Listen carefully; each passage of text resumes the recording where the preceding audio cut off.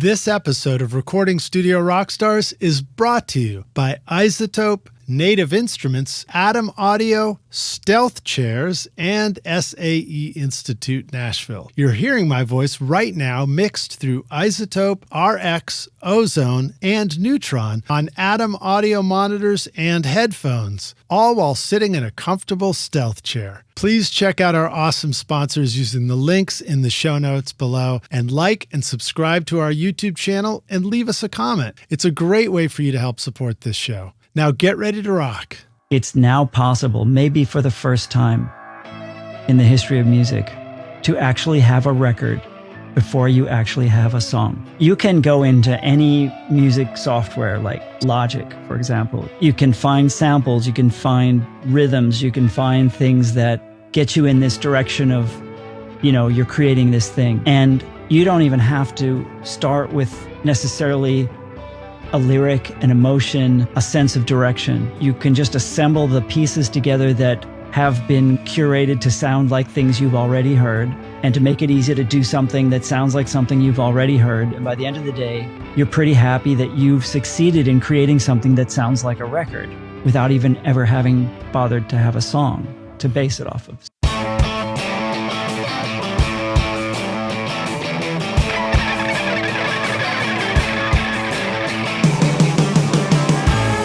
Welcome to Recording Studio Rockstars. I'm Lij Shaw, and this is the podcast created to help you become a rock star of the recording studio.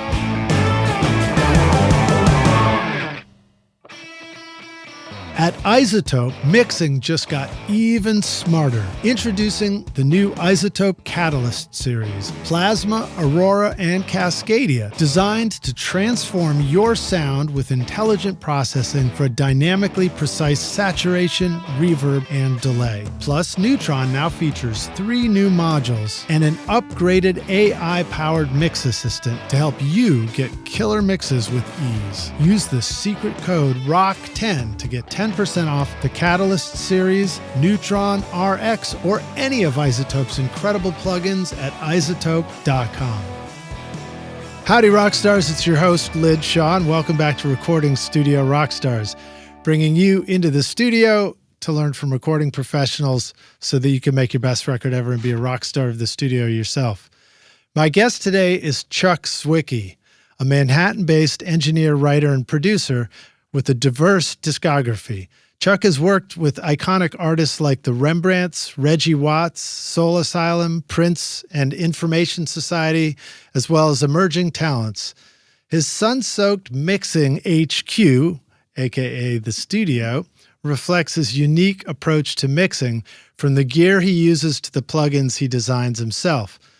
Chuck likes to bring together the audio artist and the scientist through his techniques in the studio, and this is Chuck's second time on the show. He first joined us back for episode RSR505, and so you can go check that if you want to hear his backstory, and we talked about a lot of cool stuff on that episode as well.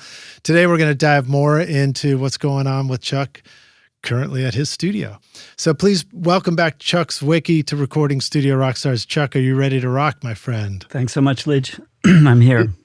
Dude, glad to have you here. Should we be transparent with the Rockstars and let them know that we worked really hard to be here with sound and image, and that sometimes it takes a lot of that, doesn't it? We are engineers. We are engineers. We like to figure it out. And then, the other thing that we do is, like, once we solve the problem, we're like, hey, wait, could we solve it a little better? Exactly. I don't know. What do you think? I don't know. What do you think? That's pretty good. But what if we did this? And then which one do you like? Right. And so anyway, can we cut this part in with this sound, and then we can do the rest of the podcast with a different sound and a different look? Yeah. So in all fairness and transparency, tell us, like, you set up a really cool kind of camera setup for this, which is a combination of old school and joining us through the internet. What is it?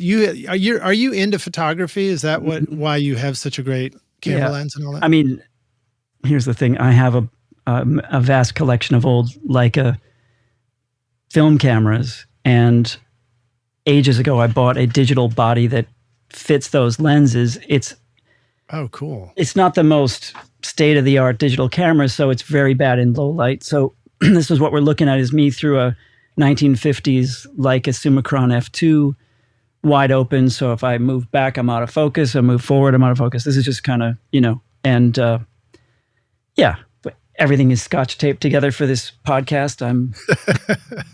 Well, we appreciate it, man. Hey, we're not supposed to talk about when this episode is, but scotch tape, Christmas, exactly. those things do go together. Red, green, it's Christmas. Tell us where you're joining us from. This is your studio, or this is my mix room? Yes, it's in my house in Manhattan. It's cool. It looks like, I feel like I see bookshelves. There are bookshelves. Yeah. Lots of books. I read a lot. Do you really? Yeah. Right on. Yeah. I have read about 7 novels in the last 2 weeks, just because I needed to take a break from reality for a while. But now I'm reading a nonfiction book by Johann Hari called 21 Lessons for the 21st Century, which is kind of about where we are with AI, where we are with how the future of people's job security is going to be. And it really applies to what's going on in the music business right now with, AI entities creating music that's as good as anybody's records, and it's only going to get better. Wow. Well, let's talk about that for a minute. I mean, it sounds like that's where your thinking's been at recently. So what kind of stuff strikes you about that? I mean, if you read a novel about it, is it a novel or it's more like it's a nonfiction book. This guy, Johann Hari, wrote a book called Sapiens about the plight of the human race. And it was a huge bestseller for years. And this one he wrote is sort of just thoughts about what's going on in terms of where we are as a species, what's going on with sort of what he calls augmented human reality, not like a Kurzweil thing of the singularity, but we're not going to transhumanism and nothing all that? like that, no. But for example, he's talking in the chapter I was reading this morning, he was talking about how there was this computerized a specialized chess computer that was fed thousands of years of chess moves. Yeah. It won the computer chess championship in 2016. And then in 2017, and this is, of course, 7 years ago, Google released something called AlphaZero. And they pitted it against this massive chess computer called Flop something. I forgot the name of the main one that won everything. This new computer that Google unleashed in this competition bested that computer in 78 games and tied it in 26 and didn't lose to any of them.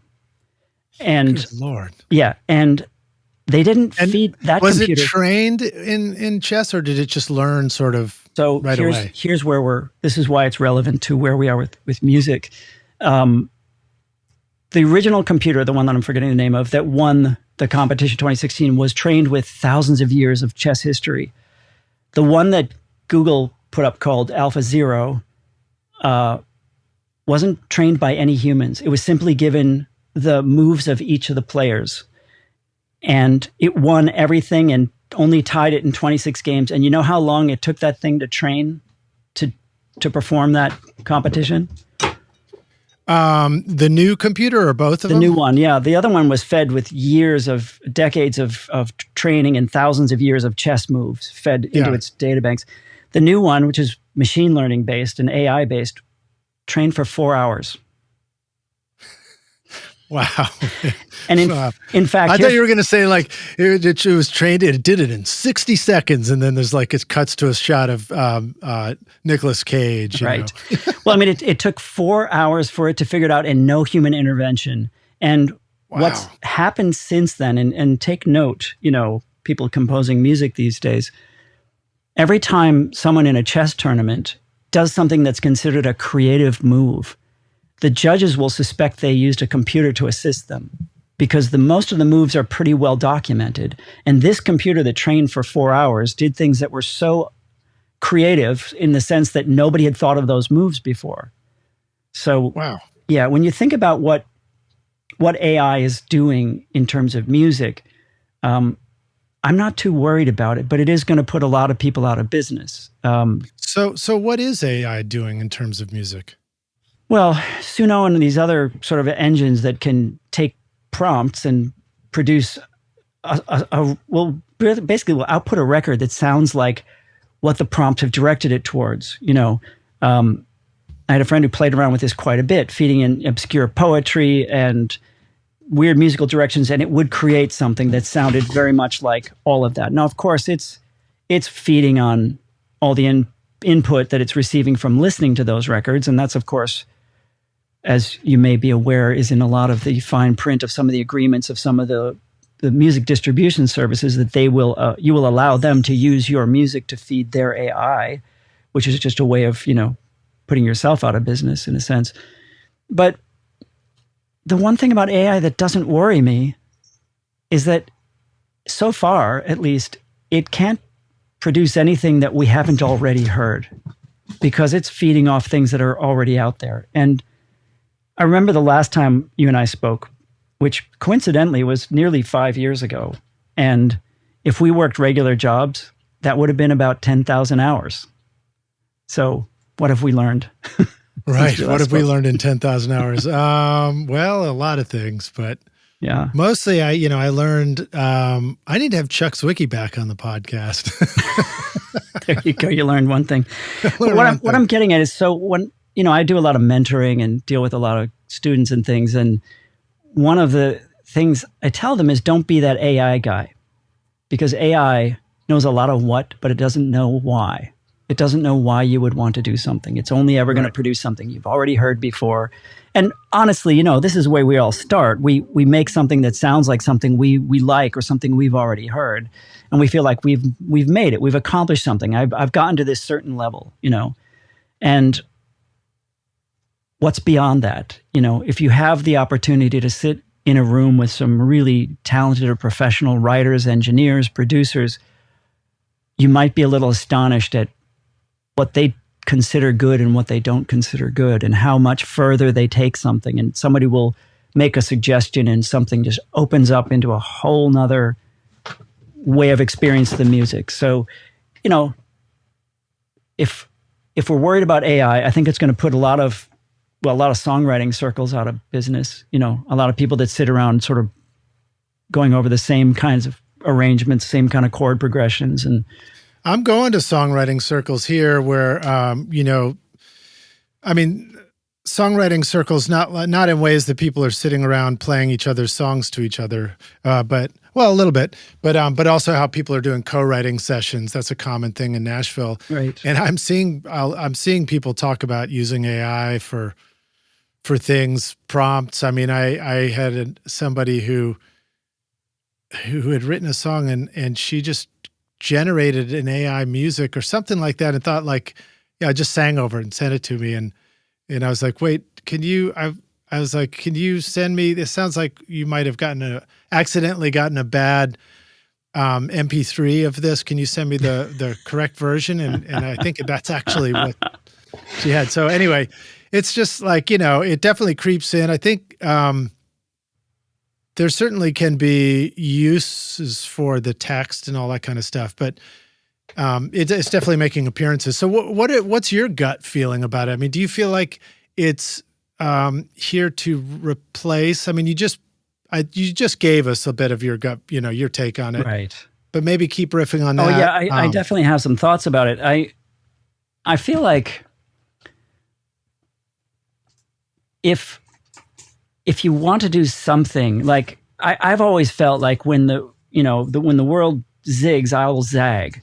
And when I've worked with artists who want to sound like something that's currently charting, I kind of have to sit them down and explain that by the time this thing gets out there, that's going to sound woefully out of date. It's going to be 6 months later. And now it's a lot quicker. You can post your music immediately. So that might not be so relevant, but I do think that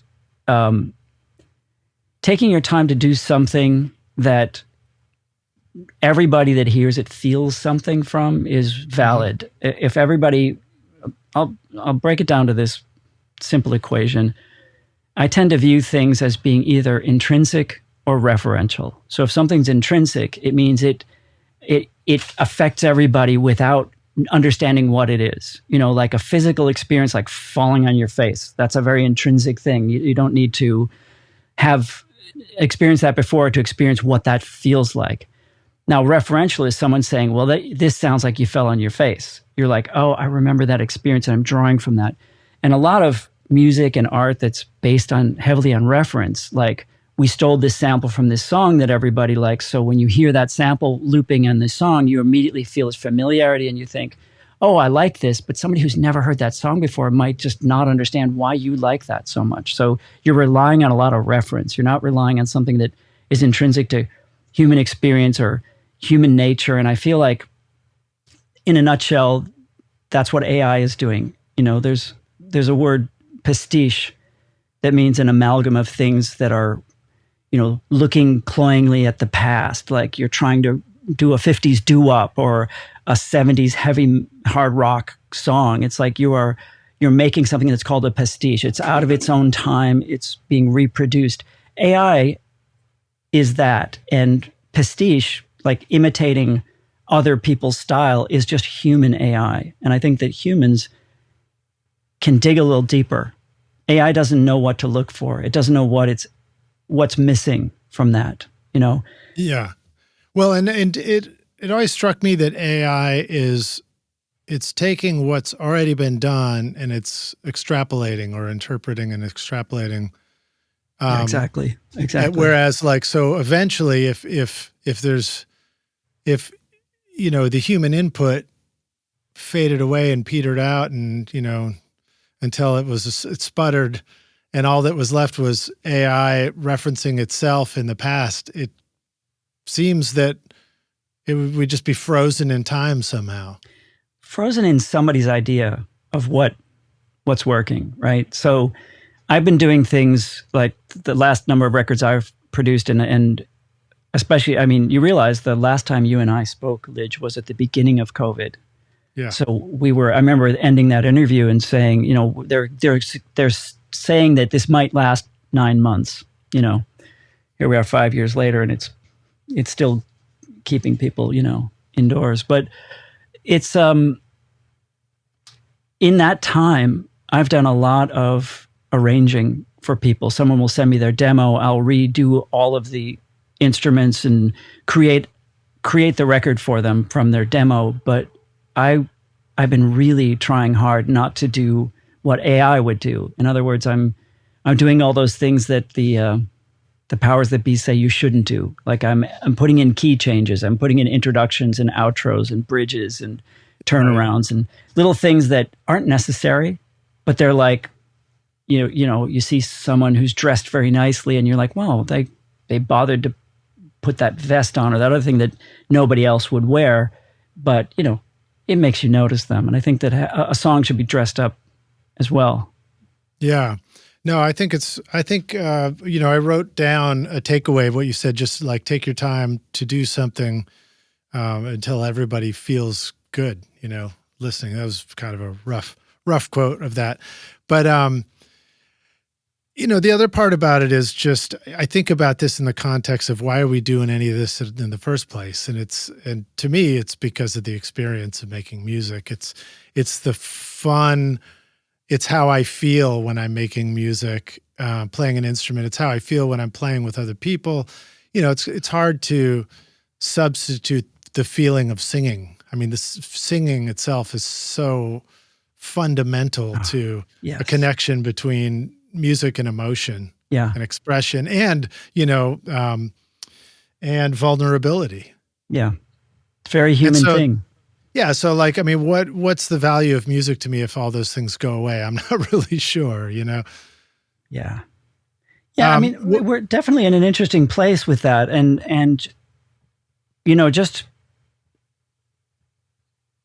I know we've all sort of gone through a big loop of experimenting with different ways of making records and starting with bands, starting with a bunch of people playing together to starting with things that are completely inhuman and looped and sequenced and whatever. But I've been getting back to that same thing. I've noticed something really interesting when I sit down with somebody's demo and I want to come up with an arrangement. If I just pick up the bass, for example, in my head, I will hear what the production's going to sound like, and I will hit all these punches and all the other things on the bass that I wouldn't feel like I had that much control over the arrangement if I was just playing guitar or piano or something, where the bass is it says so little, but it implies so much, right? Like they say that chords rule the melody, but bass rules the chords, right? So you have all of that. And I'll go one further and say rhythm rules everything. And Chuck Zwicky rules this podcast. Well, I met this extremely talented classical pianist at a Grammy event, and she's a virtuoso. She was in Juilliard at age 8, tours all over the world. And she came up to me at this event and said, I have a question for you. She goes, I ask everybody this. She said, what's more important, melody or harmony? And I said, neither. She said, what? I said, rhythm. Rhythm? I said, yeah, because without rhythm, you can't have harmony without rhythm. That's just an overtone, right? And if you're a classical pianist, you have no control over the harmony or the melody. You only have control of how you express it, right? And I feel like as a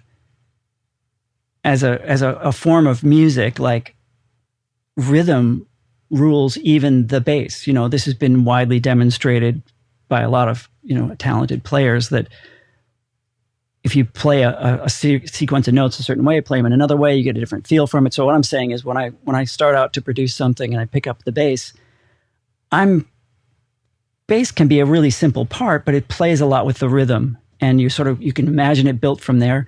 But cut a long story short, the reason I'm bringing this up is because it just occurred to me recently that I'd done a bass part and a couple of guitar parts on a song without stopping, without punching in, but with just sort of being in that place. And I'm like, nothing really changed. It's not like I hadn't been able to do that. It's just that for some reason I stopped worrying about it. You mean you got so used to breaking down what your overdub into parts to, let me make sure I got the verse right. Let me make sure I got the chorus right, that you had stopped trying to go for it from top to bottom of a recording. And not only that, stopping myself, right? I mean, in a certain sense, if you're on a session with a bunch of musicians, the producer is kind of the AI, the human AI. They're the ones suggesting what the parts should sound like. They're putting out the prompts like, well, play it a little more like that or the other thing. But at a certain point, you've got to let the musicians just play, or they're going to get very thwarted and very frustrated. And I guess what I'm getting at is, after dealing with so many different ways of making records, to be able to just sit down and play through a part and think, I don't need to fix that. I'm not going to fix that. It felt like that for me in that moment. Dreaming of a career in audio or the entertainment business? SAE Institute Nashville, in the heart of Music Row, offers hands-on programs where you'll learn on professional-grade gear with industry pros, learning through real projects, not just lectures. Explore studio production, live sound, audio for film, and a whole lot more. Or take the entertainment business program to learn about contracts, promotion, and more. With diploma, associate, and bachelor's programs, there's a path for you. Book a tour today at nashville.sae.edu or call 615-244-5848.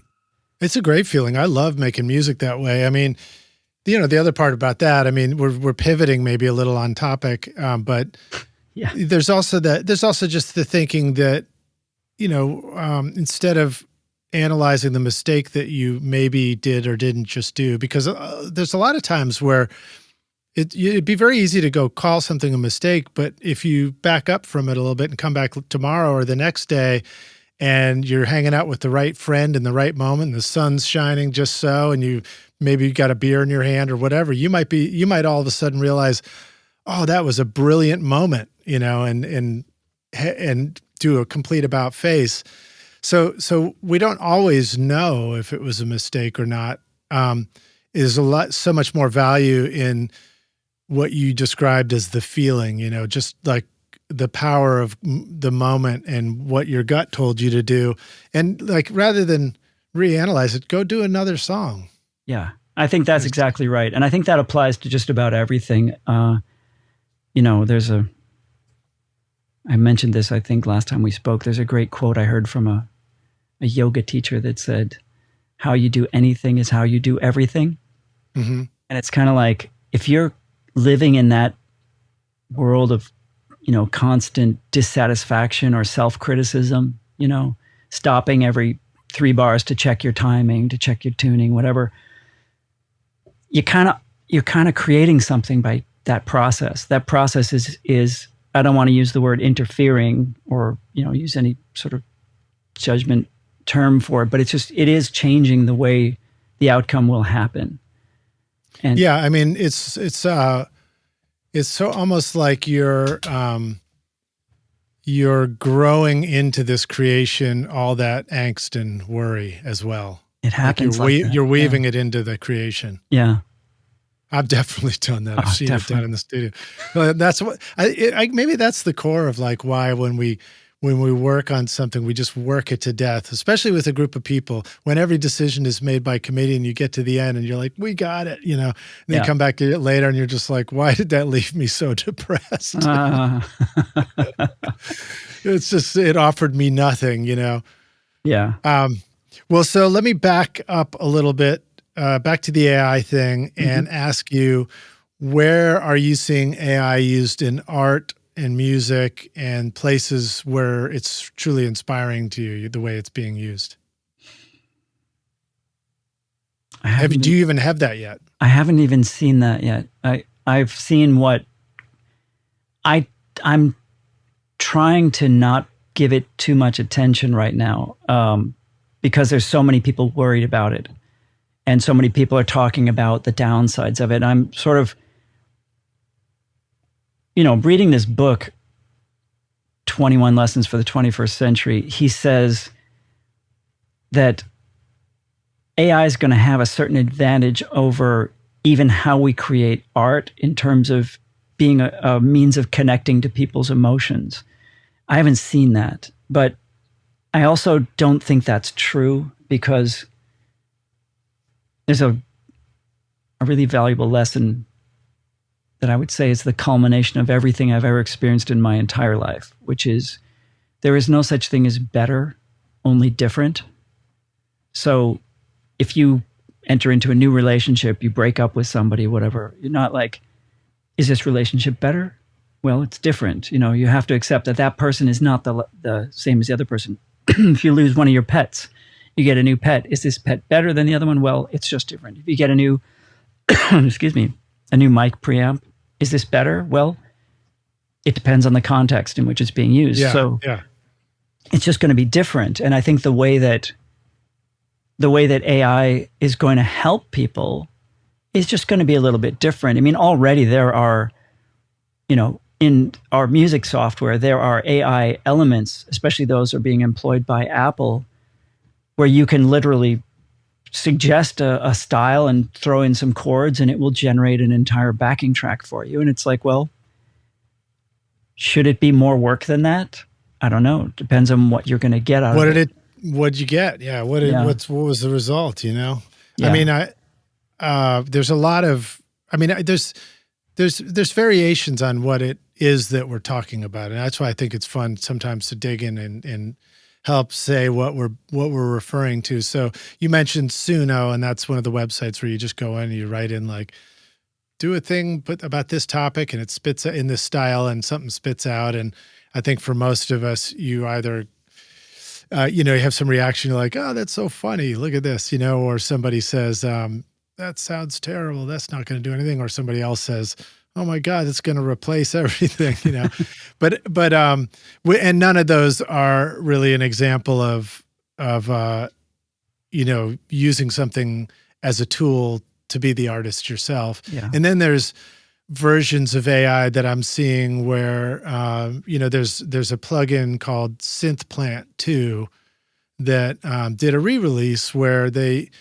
added what was described as an AI element where you can load in a little sample of something, a sound you want to create, and you drop it in the window, and then it uses that to sculpt the FM synthesizer to create a version of multiple versions of that sound, and then you can run with it from there. And again, there's also the aspect of what the hell is AI? And, it's a catch term, or is it something specific, Sure. because there's different versions of all that.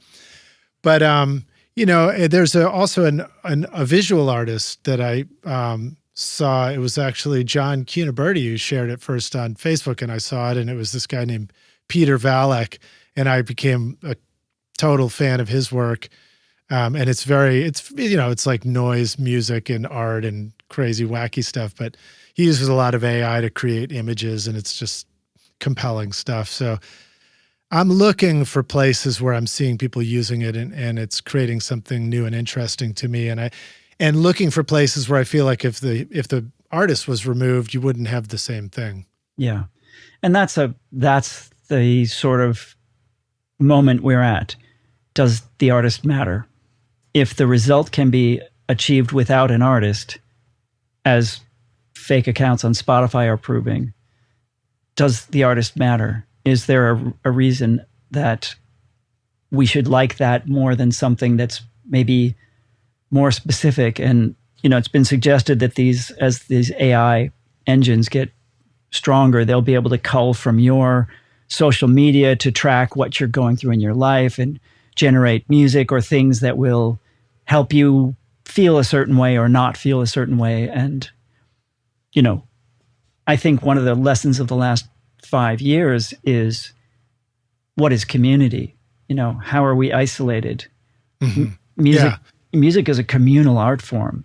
And I'm glad you brought that up, because that was what you put in one of the topics you'd like to talk about. You said, can I read back the sentence you had written down? Remind me. You said the death and resurrection of music through imposed isolationism and degenreification. Although I misread it as degenerification. Well, what I mean there is degenreification is the fact that apparently nobody is buying music based on the genre. They don't go looking, in that section. They're actually just much more, the word is Catholic with a small c, meaning having completely broad and varied tastes without any adherence to any one. So this is, again, another thing that's happened, is we're discovering that genres are irrelevant. And, one of my favorite quotes of the last couple of years was when someone, I forget who, and I wish I could attribute it to them, said pop music is not a genre, it's an achievement. Right. I mean, I always wondered what the hell pop music was anyway. I mean, literally it means popular, and that's an achievement. Yeah. That's not a style. Yeah. So if that's the thing, and if we're now getting to the point where, one of my music theories that has nothing to do with music, is that art really has only one function, and that's to change somebody's mood. So, one of the things that you may or may not see, if you can see the bookcases behind me, there's thousands of CDs in there. And sometimes I don't want to listen to that one, or I don't want to listen to that one. It's not that they're not excellent or done in the most expert way or the most mind-bendingly great records. It's that I don't want to feel like that right now. I want to feel like this right now, Right.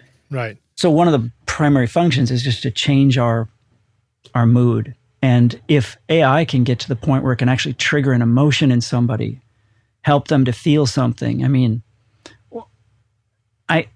We have to understand, though, what I was saying about isolationism and, bringing people back together and rediscovering, like you're talking about songwriting circles, sitting with somebody and listening to how they think about something, or how they think about the part they're playing, or what that lyric means to them, is what we're wired to pick up on those cues. We're always looking for information about where do we fit into this, right? Yeah.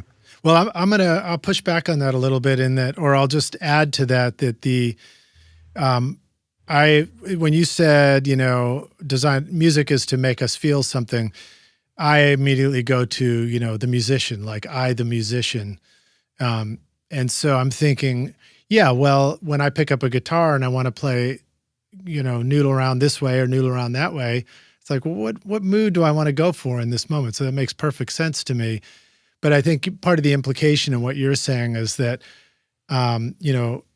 if there's a listener on the other end, maybe this, a concern is that the AI starts creating something that now the listener doesn't need you as the human on the front end.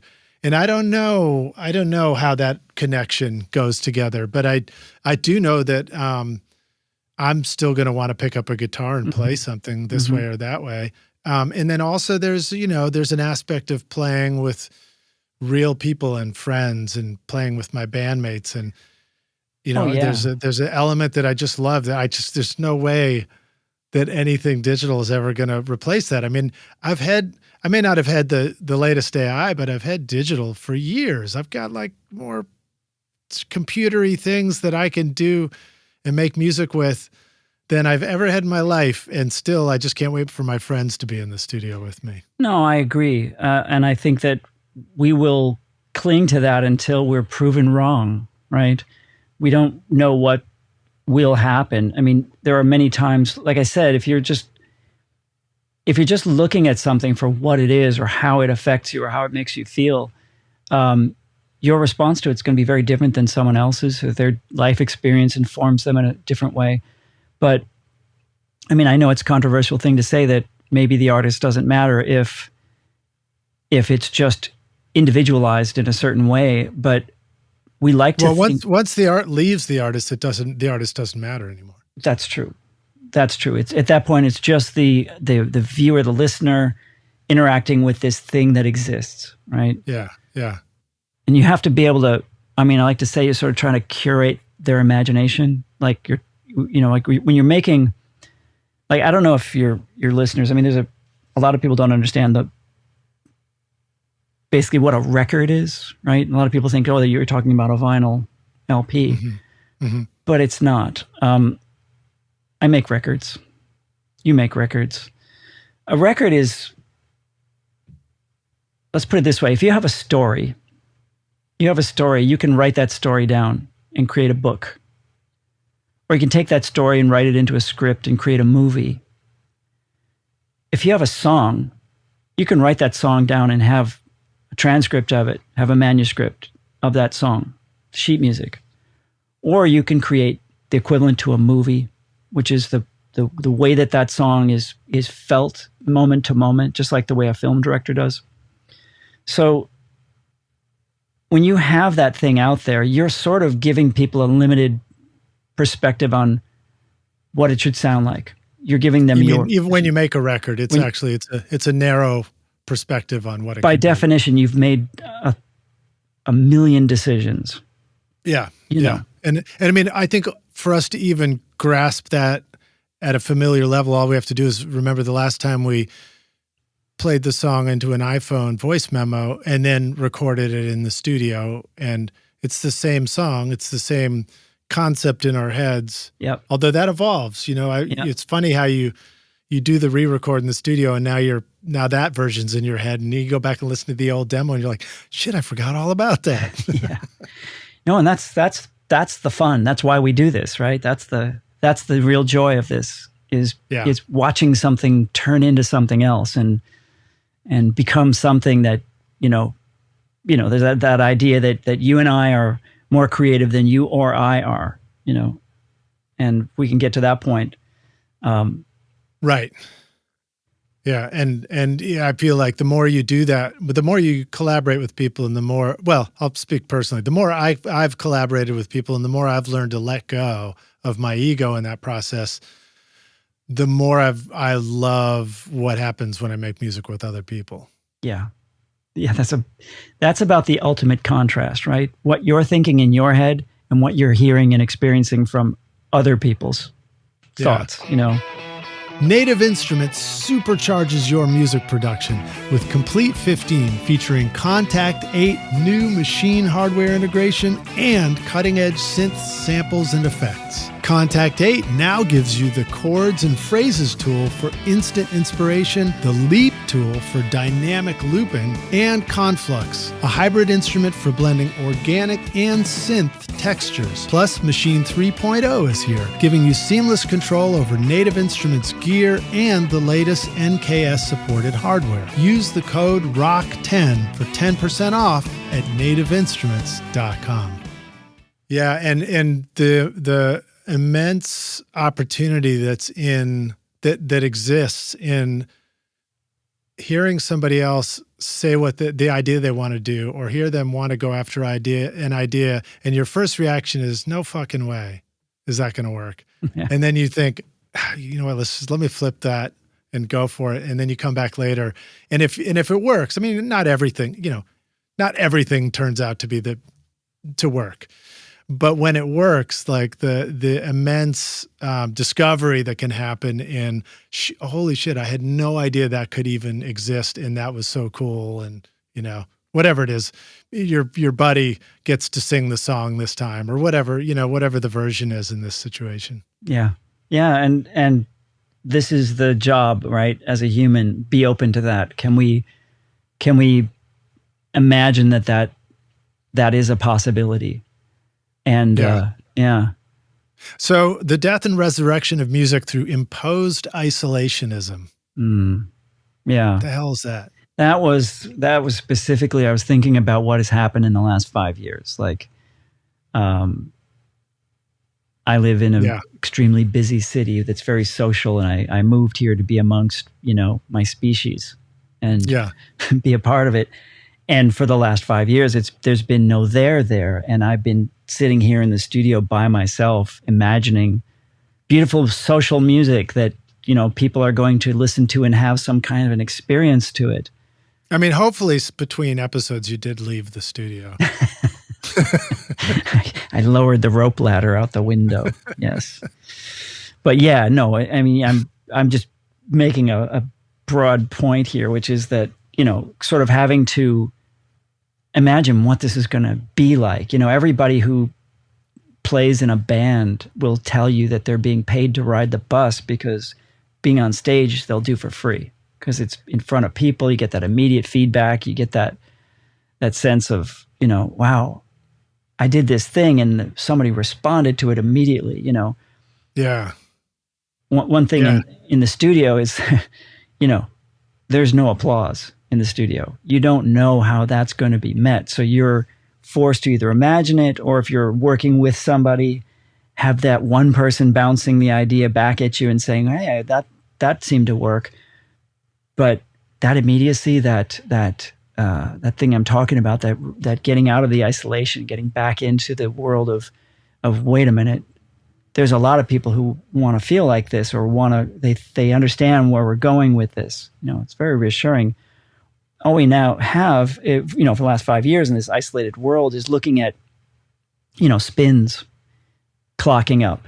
Oh, that one did 300,000. Oh, that's great. That one only did 250,000. Like, that's what happened. You're just sort of like, you don't have an immediate visceral response to an immediate and visceral thing that music is, So that's one of the things I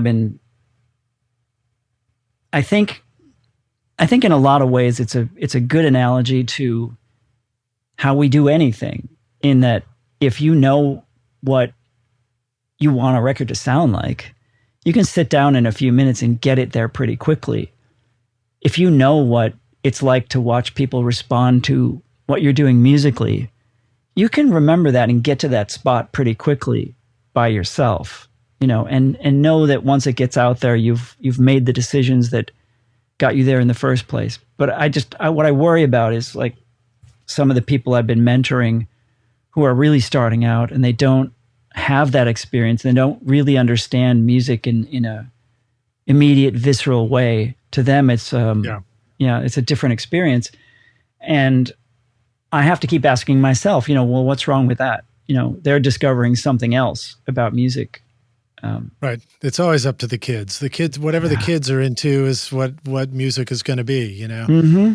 But I agree with you. I mean, a lot of interns that have come through the studio, people who are younger that I've met, or starting out, or students, their experiences themselves with a laptop, sort of piecing bits and pieces together and samples and loops and things to make music alone, and then finding out that was interesting. And I mean, on the flip side, there's also a story of, Tommy Womack was on the show, or I think it was there, or it was in his book, The Cheese Chronicles, where he described, wanting to play along to records, wanting to learn how to play guitar to sound like the records, and he's plugging into his stereo in his bedroom and playing and doing it like that. So there's always a version of that too, before you play together.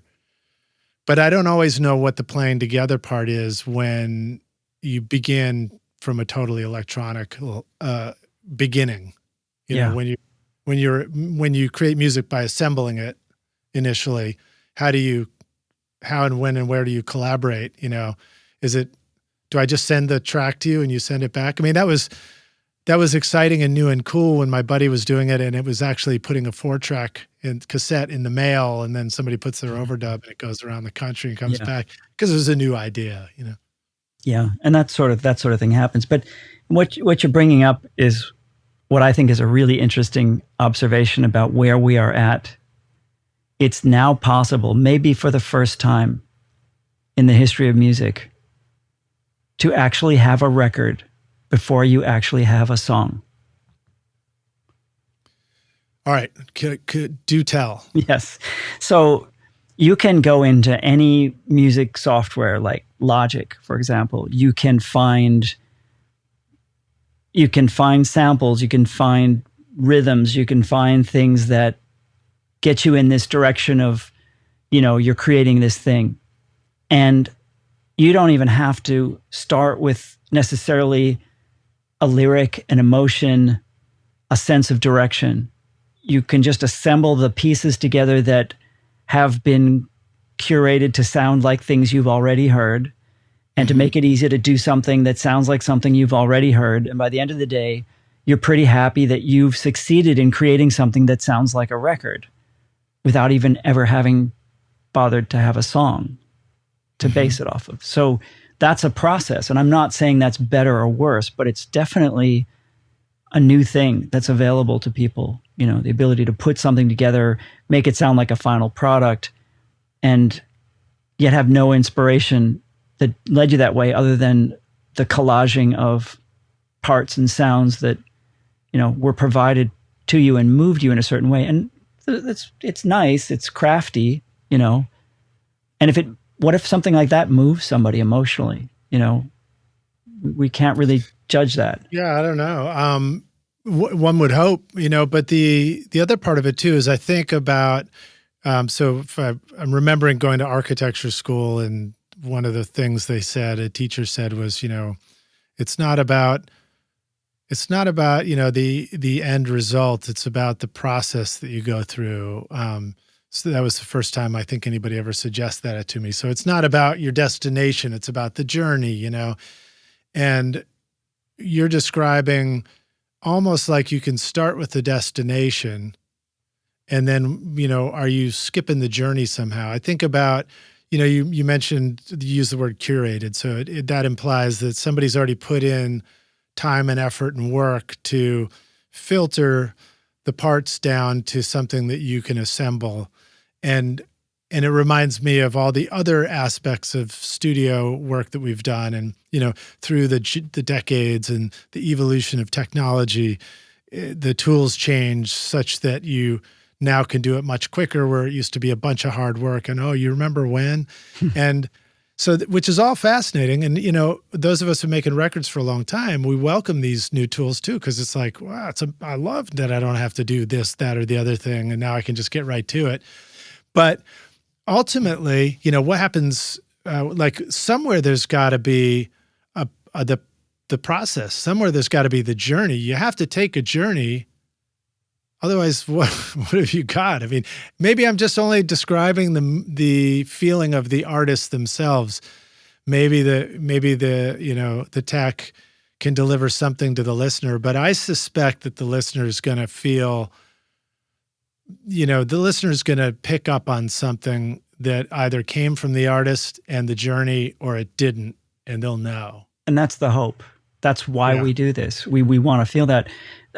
It's interesting you mentioned architecture. I listened to an interview with record producer Brian Eno. He was talking about the architect Rem Koolhaas, who's done a lot of modernist buildings and whatever. But he said Rem Koolhaas does everything on draft tables with pencils.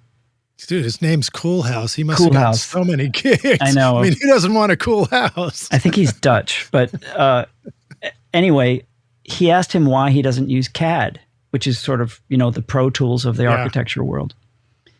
And he had the best possible answer. He said, because I want to avoid this, what he called artificial sheen. He said, when you see this perfectly rendered building with all the little cars and people walking around in little plazas and little trees, you feel like you've really got something. And Eno says the same thing happens in workstations and DAWs, where it's very easy to create something that's got this artificial sheen. It sounds like a finished product right away. Mm-hmm.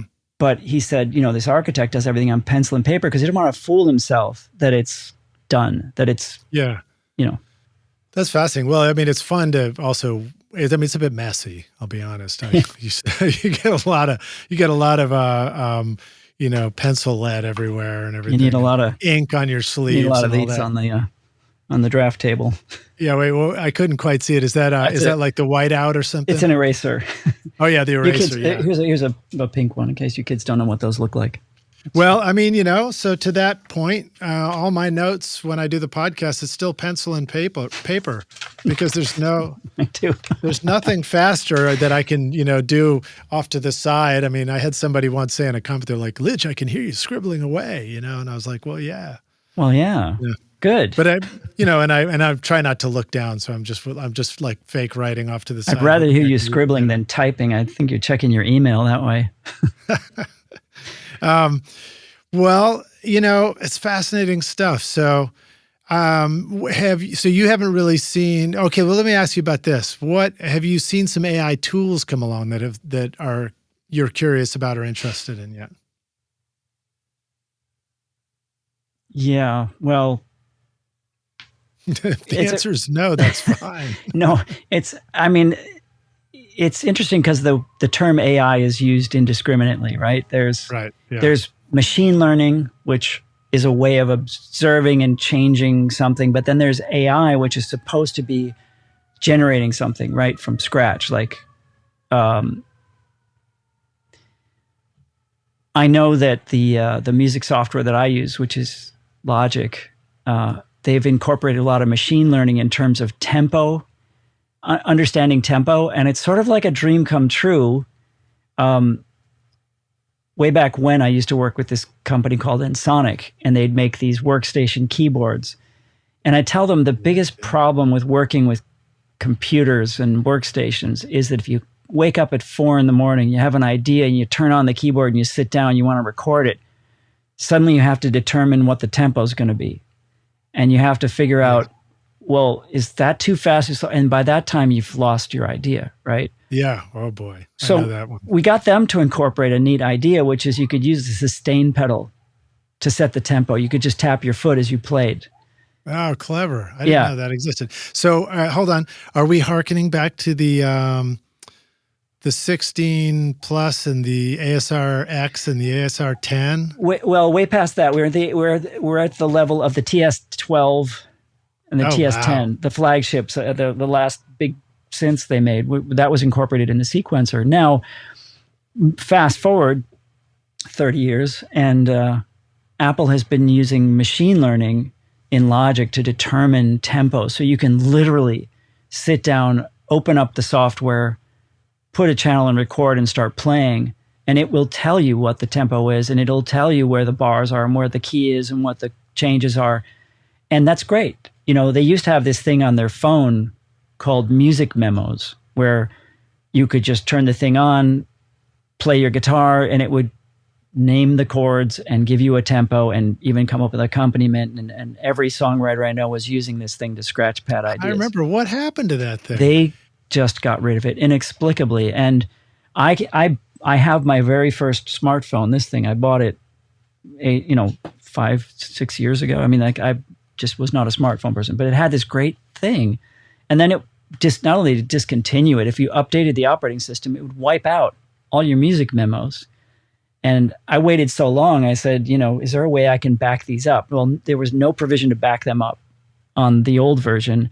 And you had to update to a certain iOS to be able to back them up. But that iOS wasn't available because there was a security breach. So they would only allow you to update to the new one, which doesn't even have that software in it. So it was a mess, but it was a neat. Actually, Rockstars, that actually sounds like a description of us trying to get launched with this Riverside interview. But it's a testament to the level of attention and care that you put into this stuff, Chuck, and the fact that you are have a deep appreciation for where we've come from with the technology and the music, and moving forward from there. I think what's interesting, another book I read recently, very short book. It's written by a Columbia University professor who gives a course on this, and it was called Sludge. No, this was written by a ex-political cabinet member, but it's called Sludge, and it's about all the things that get in the way of us getting things done, and how sometimes the slowing of the process, like when you want to log in a website and it tells you that you're entering the wrong password, and then you have to go get an email sent to you, and then a code, and then a texted code, all these things. It's considered sort of sludge. It slows down the process. In that case, it's designed to deter people who are just trying to steal your identity, right? In other cases, sludge is a very hurtful thing. For example, people trying to get assistance for food stamps or whatever are required to list the last all their known addresses for the last 15 years on the form. And, people who tend to live below the poverty line move a lot. And if they don't remember all 15 years worth of addresses, they're not able to fill out their application. So that's... I could tell you 15 years of addresses, but before where I'm living now, I couldn't. Right. So it's just one of these things. Like, so when I read that book, it gave me a name for it. It gave me the name Sludge. Like, okay, all these things that we deal with, yes, there's an end in sight. This is just part of the process you have to go through. Like what you were talking about when you said, when you have these sounds that are available to you and they've been, curated and they've been prepared and somebody put a lot of effort into making that happen. I was thinking at that point about someone who wants to be a chef, and you can get right down to the fact, do you want to be a gardener? Do you want to be a sous chef? Do you want to be the prep chef? Do you want to be the person putting on the plate? And if you can buy something that's already prepared, this has already been sliced, this prosciutto is already sliced, whatever, maybe that's a good thing. I used to describe plugins as being sort of like the instant coffee. Right. Yeah. It's like AI is good if you need to bring music to the office party. Well, that's another thing, right? But what? So this artist friend of mine, I mentioned that I thought that because my mixing rig is all outboard gear, and I said plugins are great, but they're not really like interacting with the actual gear. And I said I think it's like instant coffee. Any coffee buff or coffee connoisseur would touch instant coffee, and my friend chimed in with the most optimistic, beautiful counterpoint where he said, instant coffee has allowed millions of people throughout the world to make coffee. iZotope is truly amazing for mixing and mastering your music. Check out the new iZotope Catalyst series featuring Plasma, Aurora, and Cascadia. Powerful tools designed to supercharge your mixes with intelligent processing. These innovative plugins give you dynamic control over saturation, reverb, and delay, effortlessly enhancing excitement and clarity. And now Neutron introduces new modules like Clipper, Density, and Phase, completing your flexible, fully equipped mixing suite. Plus, the new AI-powered Mix Assistant helps you create a custom signal chain for your audio, referencing professional instrument profiles or your own examples, with easy macro controls to dial in a perfect mix. Use the coupon code ROCK10 to get 10% off Plasma, Ozone, Neutron, RX, or any of the fantastic plugins at iZotope.com. Howdy, Rockstars. We're back now for the jam session, a.k.a. the second half of the show. My guest today is Chuck Zwicky joining us. And Chuck, you ready to jam, dude? I am. Awesome. So what plugins are you working on and writing presets for these days? That's something you do, right? Well, I got an interesting assignment from a company, and I don't want to give away too much information, but it was just, they had come up with this processor that's very common And they'd had their sound design team create a bunch of presets. And then they kind of approached me on the sly and said, listen, would you mind creating some presets for us that will just work? That, what would you use this thing on? How would it be used? What can you do? So somebody puts it in, something's just going to sound better. And they sent me the thing. And of course, every preset in the thing was designed to show off every possible thing it could do at once. And I'm like, I don't think people will be very impressed. Like, for one of the aspects of this thing was that it was just a simple delay, right? Mm. And they're like, well, can you give us some useful presets? And I started thinking about, people like interns or kids I deal with, they're always so amused by the fact that I do so little. And yet somehow this thing just evolves into something better. It's like I'm not doing dramatic things unless they're supposed to be dramatic things. So, for example, this delay thing, one of the most useful and ubiquitous things is a tape slap, right? Mm-hmm. So I got the service manuals for an Ampex 350, 351 2-track machine, 3-track machine. It was in use from the 50s on. Most common source of tape slap, right? And got the architectural drawings and figured out the exact number of milliseconds between the record and reproduce head to give the amount of delay. And I remember working with this producer named Russ Titleman, who's done a million selling records. And at one point we're tracking a vocal and he says, can you just give me a delay for the vocalist? And I said, what do you want? Dotted, eighth, quarter? He goes, no, just a delay. I'm like, well, what do you want? He goes, 160 milliseconds. So I'm like, oh, all right. So I dialed in 160 milliseconds and he just pushed up the fader. And it was like, oh my God, that sounds like a record. That sounds beautiful. And I looked at the fader and the return was at -20, right? And then a friend of mine who worked with Phil Ramone said, Phil always told him you should never hear the onset of a reverb or a delay when you put it on something. So I made these presets where, you have this delay that's around 172 milliseconds for like a 15 ips tape slap or 7.5 ips tape slap. And I made the wet dry mix down at around 12%, which is about -20. And I didn't think they'd go for it because it didn't go zabadoo yow, all over your track. But when you took it off, suddenly the voice you had it on didn't sound as interesting, or the guitar you had it on didn't sound as interesting.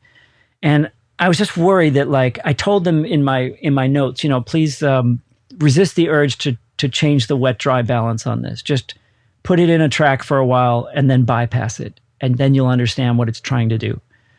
And so I think that's a kind of a thing that, I mean, I'm glad that people asked me to do that. I'm glad I was able to, hopefully educate somebody that it doesn't have to be completely obvious, unless you're going for a special effect, of course, But, right.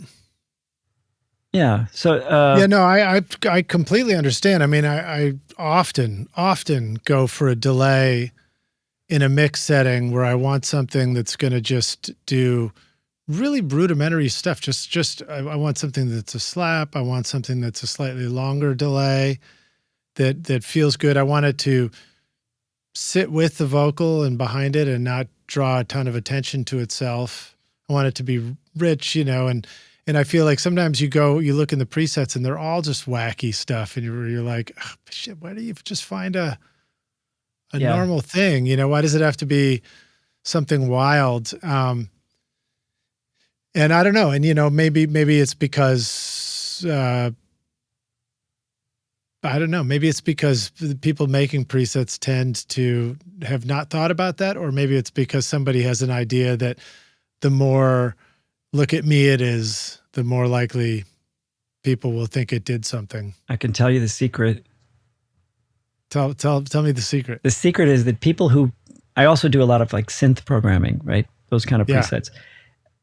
The people that generate these over the top things are listening in complete isolation. Yeah. Right? So they don't know what it's like, as we used to say in the record making biz, what it sounds like in contest. Right. when it's fighting against all the other things. So yeah, I mean, that's the difference. I think the idea of that feeling that you must time your delays to the song, because if you don't, they will sound out of time. Well, if you look at the way that they're generally used on records, you don't normally hear that onset of the delay. So having a delay that's coming from a quarter-inch tape machine that you can't really adjust the speed on, with an AC motor, like an Ampex machine, if the timing bugs you, you just turn the delay down, right? Right. That's your choice. That's the fix. Yeah. The whole timing thing's interesting too, because I remember probably when I was an intern, looking and trying to find the tempo of a song, and then trying to look for like a calculator to calculate the notes, the quarter, the eighth, or whatever. Yeah. That's very old school. And the studio owner came in and said to me, he's like, "Oh, you don't need to worry about that. You just, you don't need to get as close as you think you do. You can get in the ballpark." Of course, we never believed that, right? Oh, I didn't. I was surprised by it at the time, because Yeah. I'd just come from school, Yeah. So I thought there were correct ways to do everything at that point. Well, and this is the thing, right? We carry around all this information, and we think that it's correct. I was in a guitar store yesterday in the Chelsea Hotel. There's a nice guitar store called Dan's Chelsea Guitars, and those guys are friends of mine, and they were talking about some well-known guitarist who stopped by, and he was demonstrating something that was just kind of blowing his mind on the guitar. And they were looking at him like, "How long have you been playing guitar?" Like 40 years, and that just occurred to you. And they thought it was really weird and goofy, but I kind of stood up for this anonymous person by saying, we are all stuck in our own thoughts and our own learning and our ways of doing things, that we don't really understand another way to look at something. So when I was a kid and someone said, "Oh no, you don't need to time those delays, or you don't need to just put up something," I'm like, of course they don't know. It has to be, and that's the grid, right? We were conforming to a grid. But what gives, what did I say to that classical pianist? The most important thing in music is rhythm. And if the rhythm isn't square, right? Like early hip hop, I remember when Public Enemy first came out, they'd put in these loops that were lopsided, that didn't, and it's like, you got to fix that, but then you listen to the record and you're like, but that's how it moves. It moves because of that, right? Totally. So when you have, that's that, it's the, the fact that you can just hit a button and your DAW automatically quantizes everything to the grid is removing the process. And it was the process of trying to get all those loops lined up that made it, interesting and unique and put new rhythms together and stuff. I mean, you just said that, and my brain fart came up with a new scapegoat. And somebody's like making something too perfect. The only response is, well, duh. Yeah, right. What else did you mention earlier? I know, the delay thing. So another thing that I sort of discovered and have been thinking about that, and I'd be curious what your thoughts are in relation to plugins and working in the DAW and stuff, is when I did all this mixing at Bonnaroo, I did the backstage studio there for 15 years. And wow. So everything was mixed in the moment. So the band's performing, I've got a palette of effects and processing and stuff all in place. And then I just sort of mix into it, including delays. So I learned you got to have a tap tempo right there on the console. So I'm banging. It looks like off camera, sometimes my arm's off camera, it looks like I'm milking a cow while I'm like, mixing a song or something. And, I was banging on some button or some, sustain expression pedal or something so that it would put the timing into the gear. And I think initially the first thought I had in the studio was, you set the tempo of the delay. And that, like there's your delay tempo, and okay, work on the mix. But when I was doing this, I started realizing, well, the band's changing the tempo of the song out there. So I would instinctively just keep resetting the tap tempo to keep it in time with them. Yeah. And it opened up this whole new way of thinking for me, where instead of thinking, I was just feeling it, where it's like the verse, I started playing the tap tempo so that it's musically slowing down and doing a different delay in the verse, and then it's speeding up and it's going short slap in the chorus, or whatever the hell I felt like doing. And also like the mixing on the edge aspect, where I'm like I really hope I don't crash and burn this performance right now with some stupid shit that I just did, or a runaway delay. And it was a lot of fun. And my point of saying this too is I realized by doing that kind of stuff in a live mix setting, I did it because I thought of it. The moment's passed. I can't go and undo it now because we were mixing straight to 2-track. But in the studio, we rewind and mix again and rewind and mix again, and we rewind and work on stuff. And sure, that works. But like, when was the last time you just totally performed the tempo top to bottom, the tap tempo on a plug-in delay or anything in a mix? I've never done that in Pro Tools. I mean, that's the thing. It's really, what is your physical interface, right? If it's a mouse, that mouse represents a billion other things, and it never occurs to you that that's going to be a very dedicated process. If you picked up your guitar and it felt like a mouse, and you sat down to drums and it felt like a mouse, it's the same thing. But I think that, going back to that comment I made earlier, that there's no such thing as better, only different. It's like, that delay that you're chasing the band's tempo with, it's like you could do that, or your old mentor would be saying, Lij, you're overthinking it.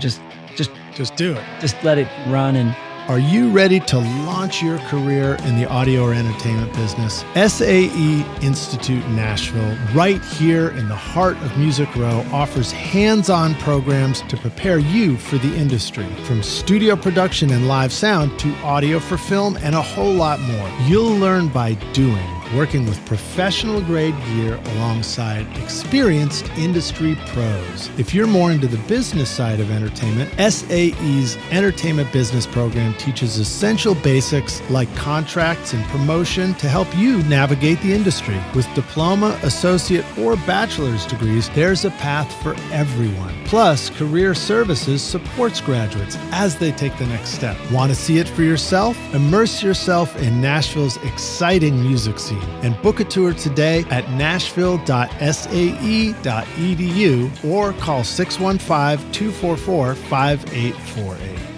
And we would do that with guitar pedals, where we like change the delay. But usually, we discover things. I mean, sometimes we discover all kinds of cool things, but obviously the first thing we discover is in the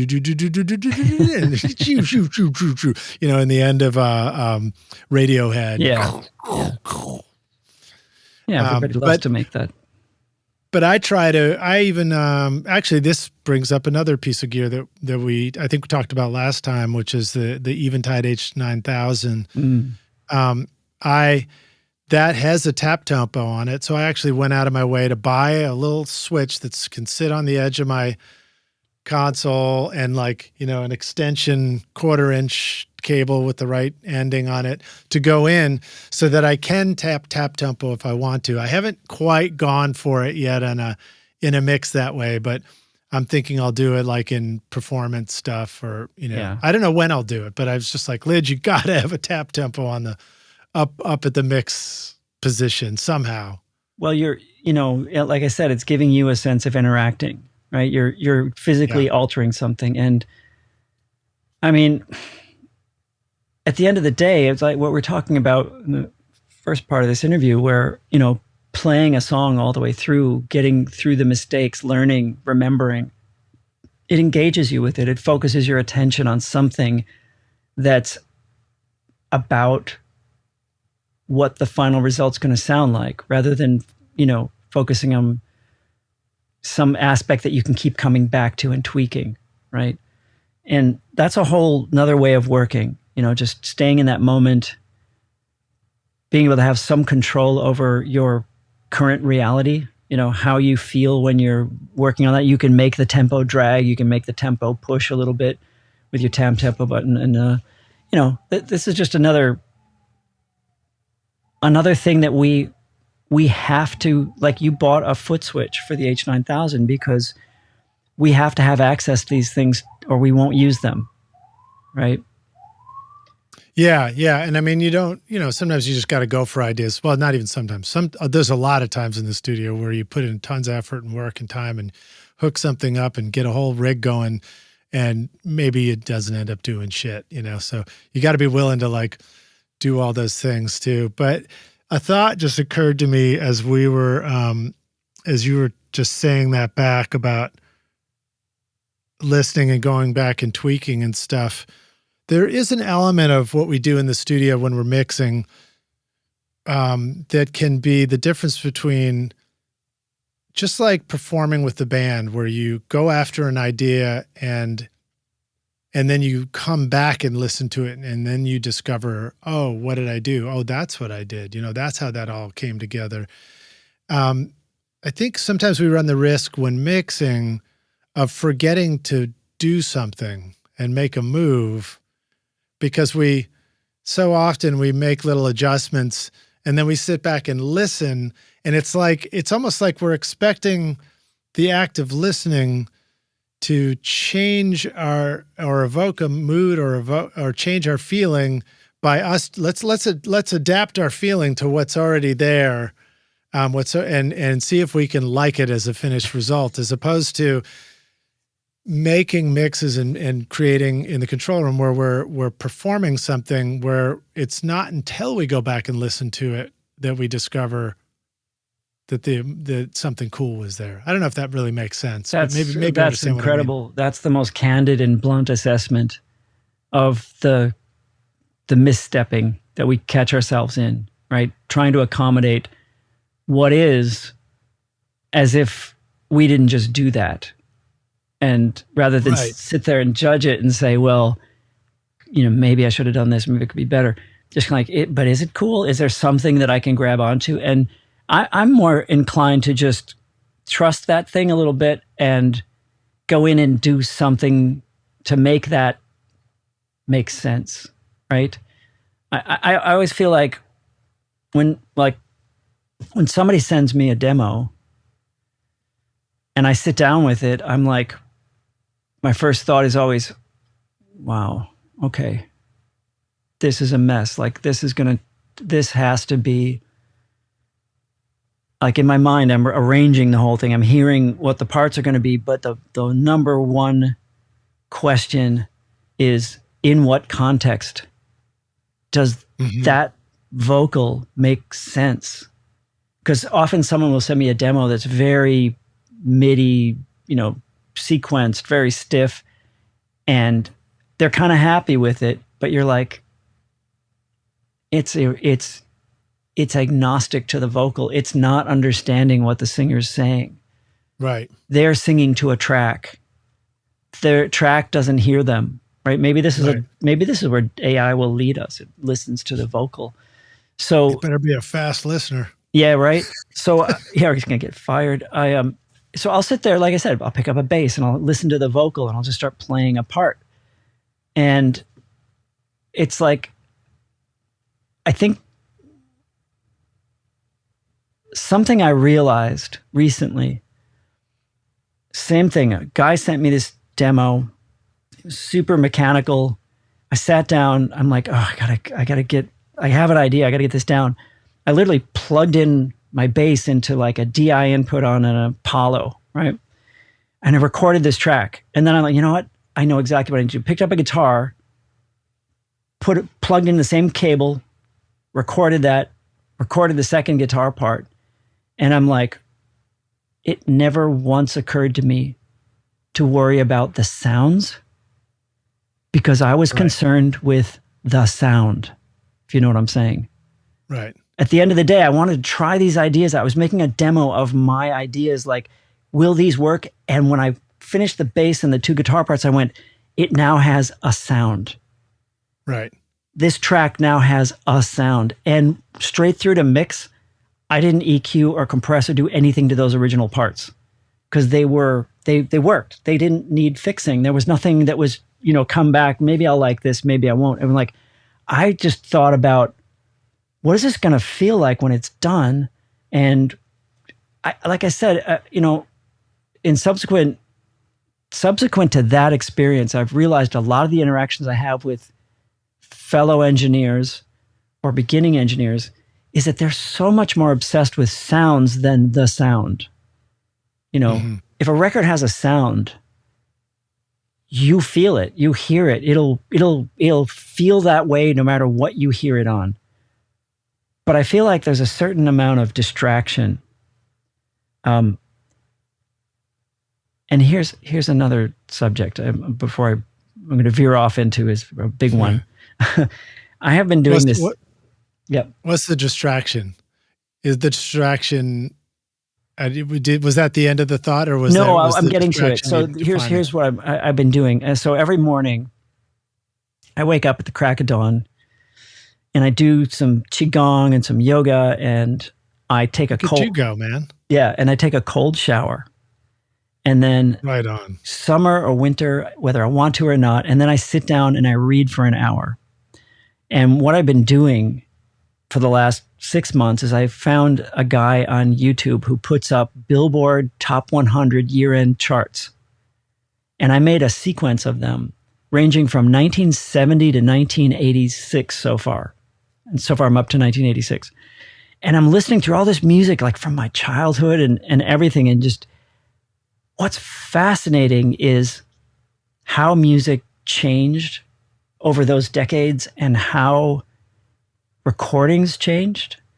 And one of the things I noticed was there's a lot of AI type people out there who are going after the sound of a successful record, like they're copying another artist's sound. And generally throughout these top 100s, they're a one-hit wonder. There's a song you think, geez, is this not the Beach Boys? Is this not the Beatles? Or is this not? But it's like you look at the list and it's like, oh my God, it's this person I never heard of. But they're clearly trying to do something that's already been done before. But then you get into this era later in the 70s where the fidelity starts to change quite a lot. And you start hearing records becoming more sparse. And like there's a great song called Night People by Alan Toussaint. And it's the most sparse thing, just a 4 on the floor kick and then a tom with a lot of plate reverb on it. And it's so articulate and beautiful, but it's like, you hear all the detail of that tom-tom being hit. And as an engineer, you're like, oh, isn't that great? Isn't that the best sounding tom-tom? But it's really a distraction. Like it draws your attention away from the singer. Suddenly you're hearing all this sparkle on the tom and all this stuff that's happening. And it's like, wait a minute, back 5 years before that, everything was kind of blended into this mush and you just felt what the song was about. So that's where I'm getting at. Like getting a little obsessed about things like the things we can do can actually be a distraction from what it is that works. And hence worrying about the sounds can take away from the sound of the record. Rock your music production with the updated Complete 15 bundle from Native Instruments, featuring Contact 8 and expanded hardware integration. Whether you're crafting cinematic scores, EDM bangers, or experimental soundscapes, Complete 15 gives you industry-leading synths, sampled instruments, and creative effects to bring your ideas to life. Contact 8 introduces powerful new tools like chords and phrases for instant inspiration, the Leap tool for dynamic looping, and Conflux, a hybrid instrument blending organic and synth textures in real time. And with Machine 3 now available, you'll enjoy even tighter integration with Machine Plus and the latest NKS-supported hardware from brands like Akai, Korg, and Novation. Plus, Complete 15 features revamped Massive X, Guitar Rig 7 Pro, and Isotope 11, helping you shape, mix, and master with ease. Use the code ROCK10 for 10% off at nativeinstruments.com. 100%. So there's the initial thought that I have when you say worrying about the sounds, where I think about us, the engineer, often it's us, the engineer, us, the producer, because we're like, oh, maybe we can adjust that. Should we tweak that? Should we move the mic? What if we do this amp, Let's try 5 amps and then we'll pick the best one. I've done all those with things. 7 mics on each. Yeah, I've done all of that stuff.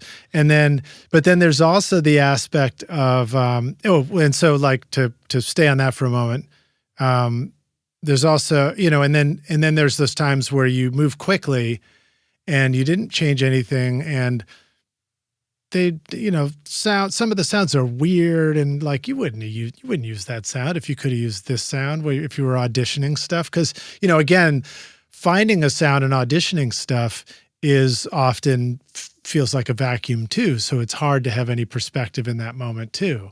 And so you might choose, the bigger, bolder tone and run with that every time. And then you end up with something where, again, you might be like, how do I do with this mix? It's out of proportion, right? It's out of proportion. It's that listening in solo problem, right? It's out of contest. It's out of contest. It's winning. It won. But then there's also the musical aspect of what you just described, which is something that I keep learning over and over again here. And I've seen it happen with top session musicians who come into the studio.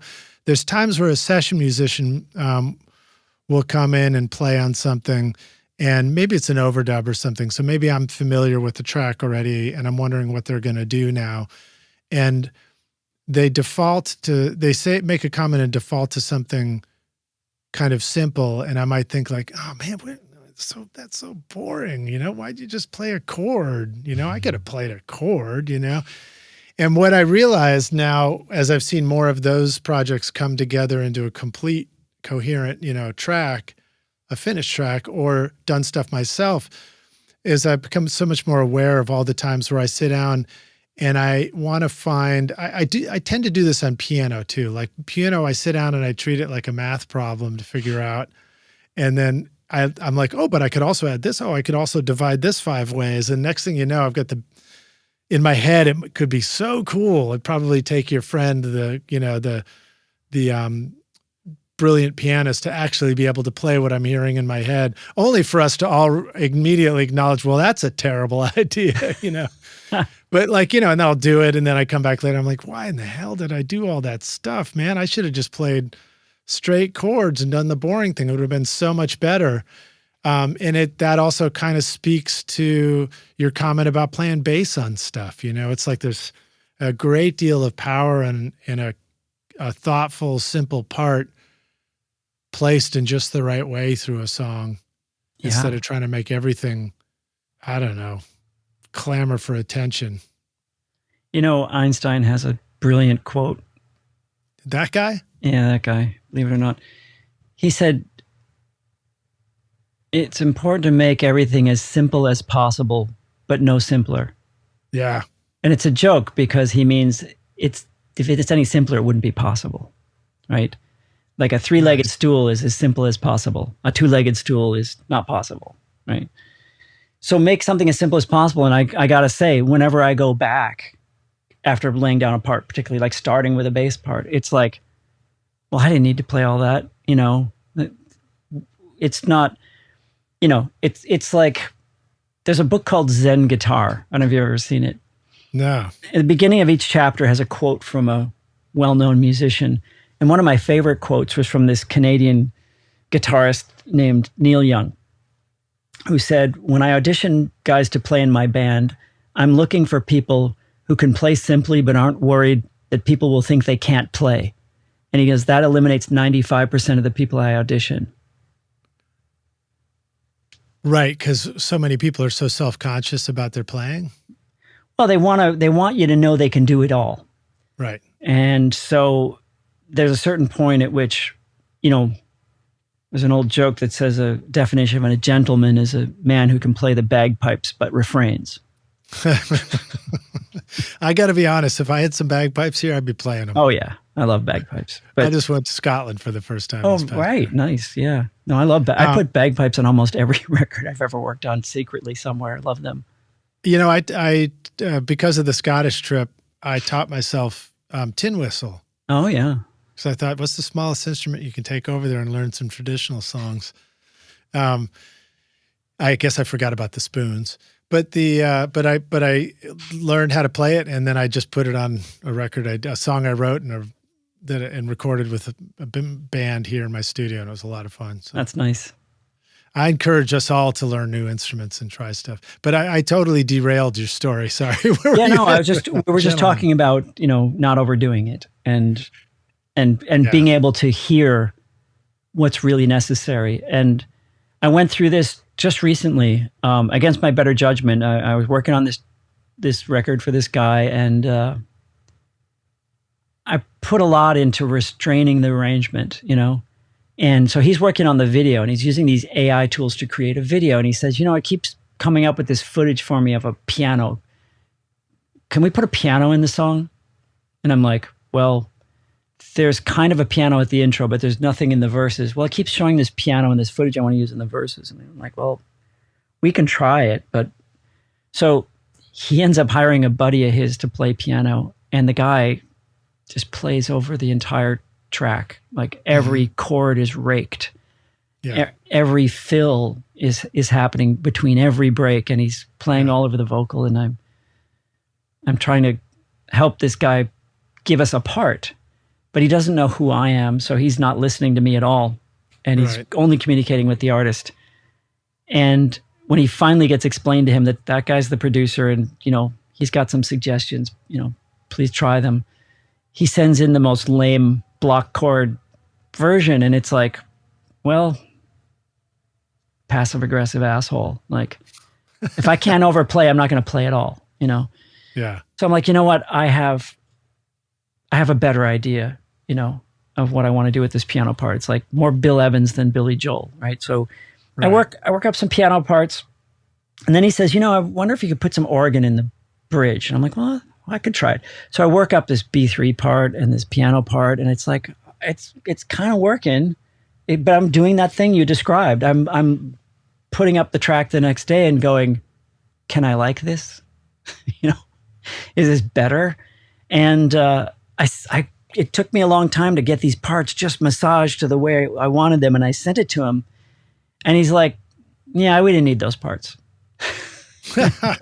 so I gave it a rest, and I was walking around yesterday, and I put both versions of the track, and I'm like the original version comes up, followed by the one with all the piano and organ overdubs, and I'm like, whoever did this second version's an idiot.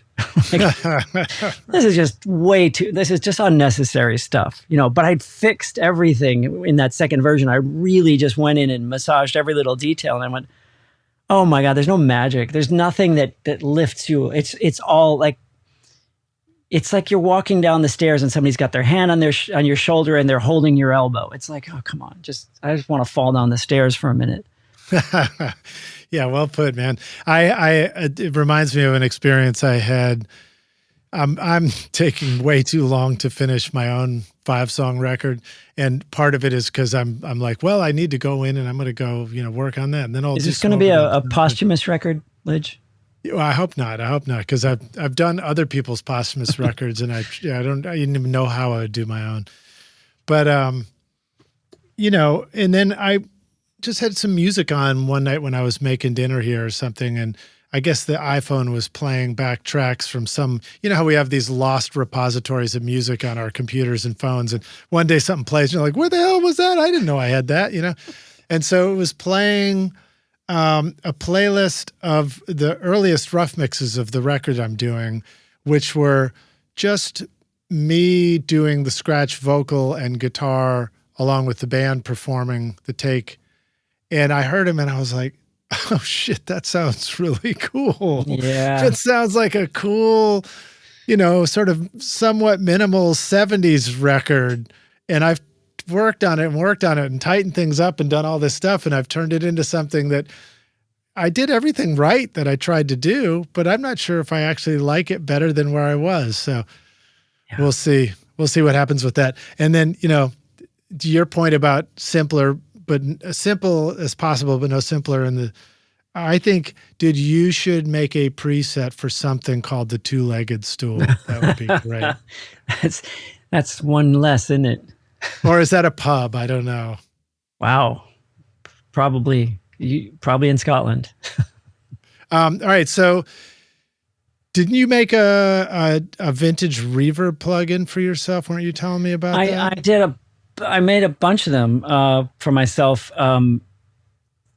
I couldn't remember the name of it, but I wrote down Publison Infernal Machine. No, that's another reverb. But no, I have an Ursa Major space station. Oh, that's what it was. Yeah. Yeah, and I have evaluated the design of it extensively, and I made a plug-in version of it just in case my hardware goes. But it's a goofy effect. I mean, the main thing is I made this plug-in that's kind of a chamber, but it's a very unusual implementation of, rather than a conventional reverb topology, it's a very unconventional thing, but I've used it on pretty much everything I've done. And it's sort of like having your own chamber in a studio, Mm-hmm. Nobody's going to sound like this. And I kind of live in fear that this thing is going to go obsolete if I don't recode it in some sort of universal thing. Because I'm using a framework called Sonic Birth that's largely obsolete, but I managed to get it all running on my latest Mac M2, Ultra. Yeah. But I'm glad it does work. I'm just worried that the next time Apple updates their OS, it's not going to work. And during the last 5 years, I've seriously looked into a lot of programming environments. And of course, you had mentioned to me that you've used ChatGPT to come up with, coding and other solutions. Teach me how to code stuff. Yeah. And that's great. But I'm like, you get to a certain point where it's like, I'm at the opposite end of that scale of just putting together pre-existing loops. I'm like, first I must design every single utterance that this reverb makes, tap by tap, delay by delay, modulation by modulation, color by color. And listening to a reverb that you're designing is one of the most mind-numbing and nuanced. There was a great reverb one of these companies made, no longer loads, but it's called Protoverb. And it would create these randomizations within their delay network. And they encouraged people who came up with good settings to send them in. And I found that after going through hundreds of random things, I'd come up with a couple settings that were really good and very unique. But, that's kind of what it's like. I'm now faced with as long as I keep my system stable, I can keep using these sort of plugins that I've designed. Are you recording your own music or other people's music in your studio, but you're having trouble figuring out how to get your mixes to sound great? Do they sound weak and distant or lack punch and clarity? Well, I've got a gift for you to help you take your mixes from sounding like basement demos to sounding a lot more like professional mixes. And it's my free course called Mix Master Bundle. This course will show you how to get pro-sounding mixes from your home studio with free and stock plugins in Pro Tools. And the best part is, these mixing techniques will work for you in any DAW, whether you're in Logic, Cubase, PreSonus Studio One, Reaper, or anything you can think of. Are you ready to make your best record ever? Then go to mixmasterbundle.com to get started for free now, and you can find the clickable link in the show notes of this episode. Well, and it's a good reminder to us too. We think about, it's easy to be like, to have that mindset is like, yeah, just get a new laptop, just update your software, just, it'll work, but we, as users, as consumers, or as engineers who aren't building this stuff, but what we aren't always aware of and forget is that the tools that allow the stuff to be built, there's a whole ecosystem of, I don't know if ecosystem is the right word, but of software that has to accompany the thing that you actually get to use for it to even exist and be there. And those can't always be updated. I mean, maybe we do understand that because it's classic for engineers and studio people to say, I'm not updating the operating system. I got a stable system. I'm going to leave it the way it is. So it's like, it's a back and forth in that whole, tug of war, I guess. Right. No, that's absolutely true. And it's kind of like, it's a little annoying that the software, the metaphor for in real life things is, imagine, suddenly your car doesn't work on the road because something has changed, but it's the same car you've always had, but now everybody's using square wheels, or something. All right, man, I'm going to pivot to a totally different question. It just hit you from left field. How was working with Rick Moranis?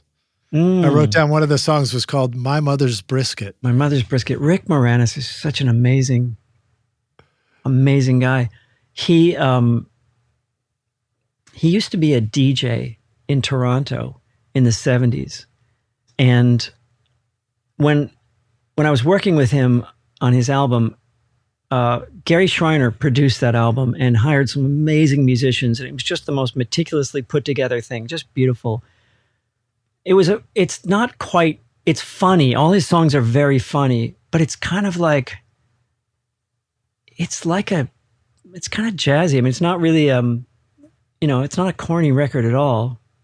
Although, maybe some of the humor is, but working with Rick was great. Musically, it's kind of literal.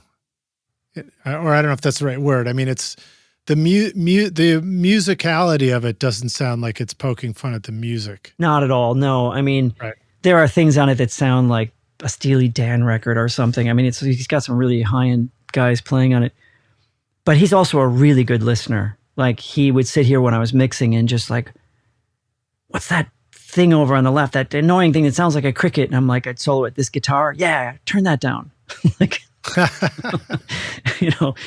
but when he didn't want to like download files or anything. He wanted to walk out of here with a CD so he could listen to it, at home, whatever. And when I was burning a CD for him, I mentioned that I had learned he was a DJ in the 70s. And he goes, oh my God, yeah. For years, he said, I can name, he goes, you play me any song for that era. I can name the album, the artist, the name of the song, and the number of posts.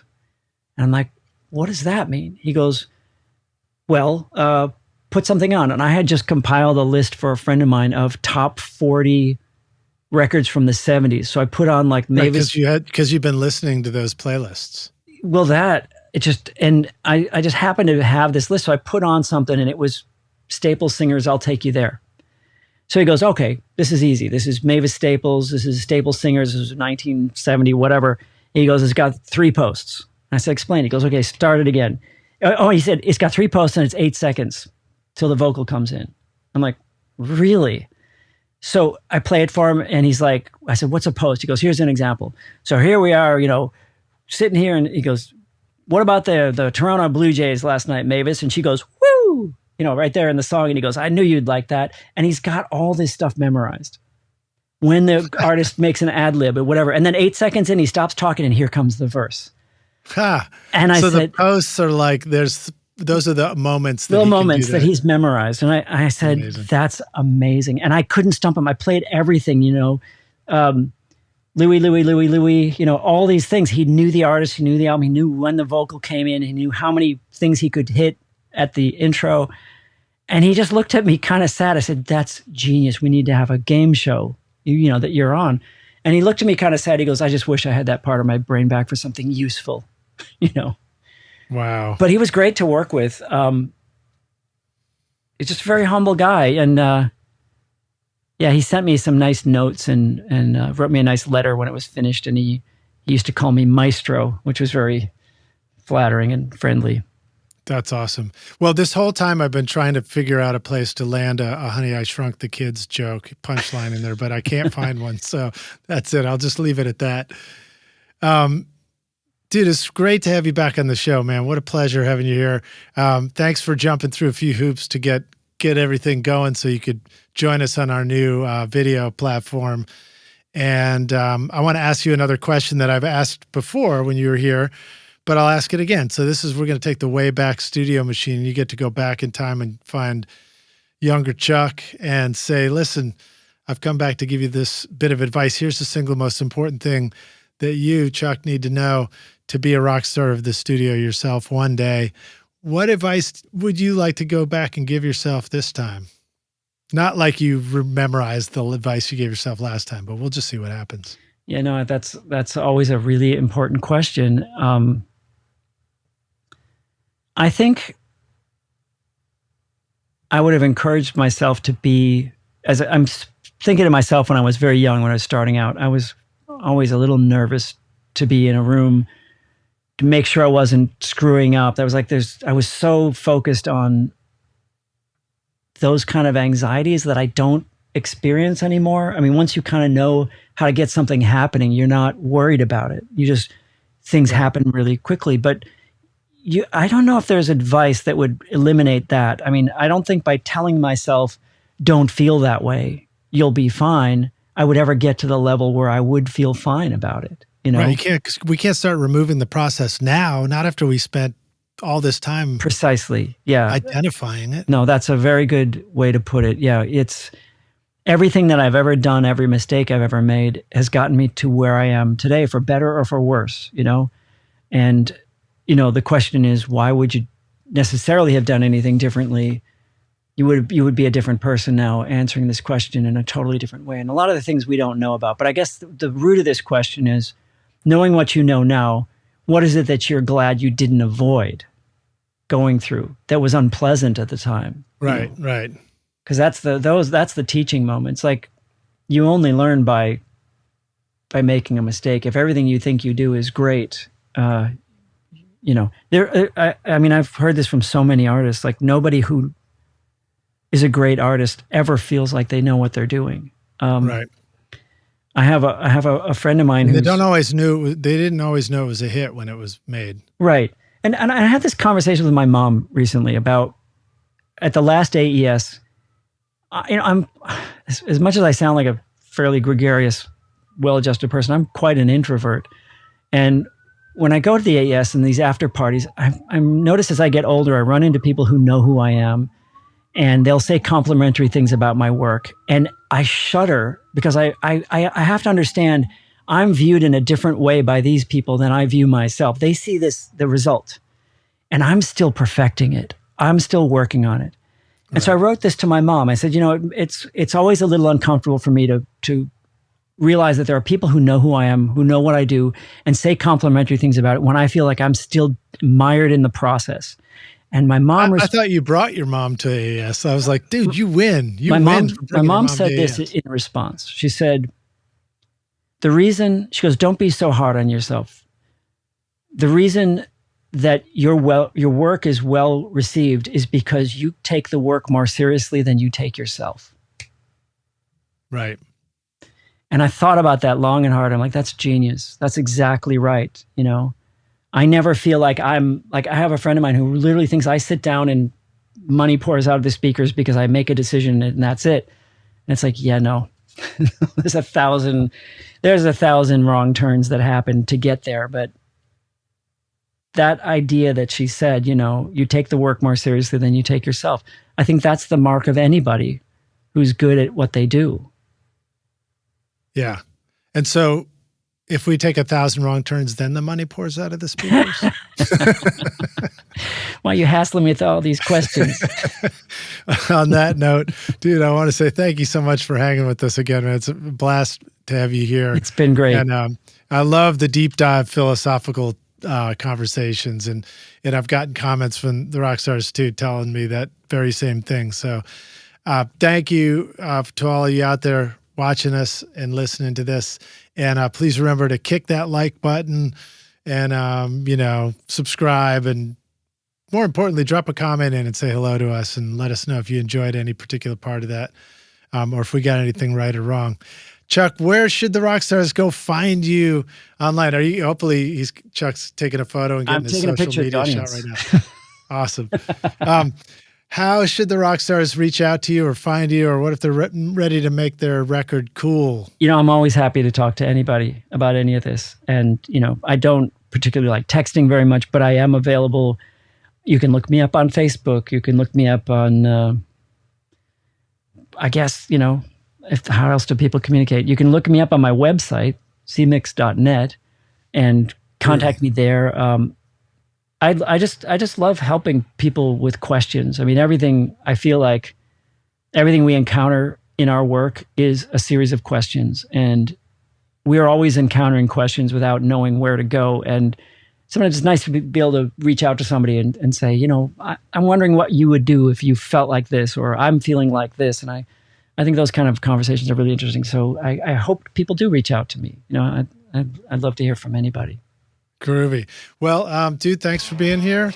Thanks for watching Rockstars. Chuck, I'll see you in the next episode, dude. Thanks so much, Lij. All right. Cheers, man.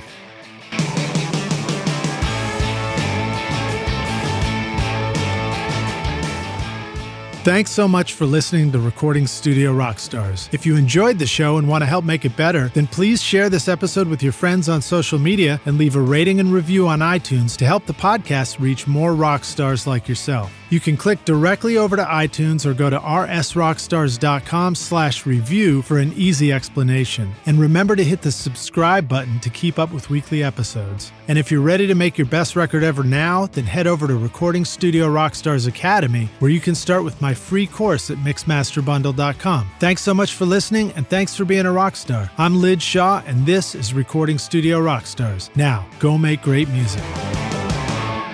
Recording Studio Rockstars would like to give a big thank you to our awesome sponsors who help make this episode possible: iZotope, Native Instruments, Atom Audio, Stealth Chair, and SAE Institute Nashville. And remember to take advantage of our special coupon codes at iZotope.com, nativeinstruments.com, or stealthchair.com. Use the coupon code ROCK10 for 10% off any plugin or chair purchase. If you enjoyed Recording Studio Rockstars, please check out our sponsors using the links in the show notes. These are all things I highly recommend for your studio. They're going to help you make your best record ever. And please like and subscribe to our YouTube channel, because it's a great way to help support this show. And leave us a comment below to let us know what you thought of this interview or who we should have on as a guest in the future. I would also like to thank our fantastic team here at Recording Studio Rockstars, Vlad Weselchenko and Liz Hulitskaya. Thanks so much for watching and listening, Rockstars, and we'll see you in the next episode. Cheers.